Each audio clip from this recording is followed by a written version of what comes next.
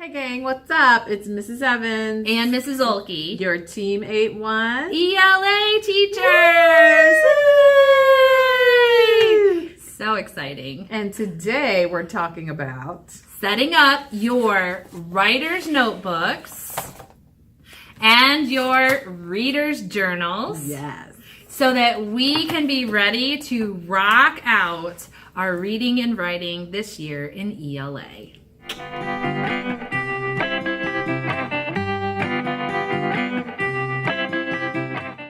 All of the instructions that you need to follow in order to set up your reader's journal and your writer's notebooks are on Google Classroom. There's a document up there already waiting with step-by-step instructions. So before you sit down to work, you need a few things. You're going to need a 3-subject notebook. You're going to need your composition book. You're going to need some Post-it notes. And finally, a dark marker pen. Sharpie works really well. So what I want to do is walk you through what your reader's journal should look like. And this is the final product, okay? On the cover, we have big RJ letters, which we will be using this abbreviation in ELA throughout the rest of the year. So if you see RJ, you know that that means reader's journal, okay? You should have your name on the front, and you should also squish the sides and have your name on the sides of the book as well. That way, when the books are all piled up in a pile, we can see who it belongs to and we know where yours is, and it's very easy for us to find.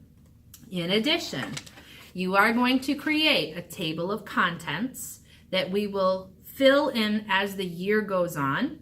And then you are going to use the Post-it notes to create tabs to identify each of the sections of the book.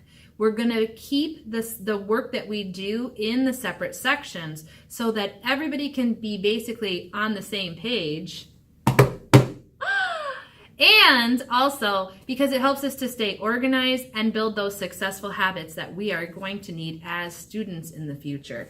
The sections that you're going to make sure you create are the sections for the classroom work, the things that we're doing in class, the independent work, also known as JOTS or reader's response. And then finally, at the very end of the book, you're going to create a tab where you can keep track of all the books you want to read or the books that you've already read. Essentially, that's it for the reader's journal. And it's very similar for your writer's notebook. Your writer's notebook we'll call WN. You'll see that all year long. And we asked you to get a 3-subject notebook because there are 3 tags. Yes. Oh, yes. It's like we planned it. The very first one is called Seeds. That will be for all of your writings, your stories you begin and then decide you want to carry them through, your doodlings. All that will happen here in this first section called Seeds. The second section is for notes that we'll take in class, our teaching points when we have our mini lessons, all that great information that you're going to want to be able to go back to. And then our last section we'll call Language, and it'll have, of course, our language exercises, any of the do now work that we do, and our work with Greek and Latin roots. But wait, there's more. But wait. There's more. Just one little tiny extra thing that we're adding into this writer's notebook. That's right. The teeny tiny little... You can't see that little baby there. Roots! Not the movie. No. And not the band. And not the band. No. But this will be where we keep track of our Greek and Latin roots. And it will be the last 5 pages of that language tab. But you'll find all that if you read the instructions. And the instructions are on Google Classroom. So go there now and make sure you follow them to create your reader's journal and your writer's notebook. And if you have any questions, please don't hesitate to ask us.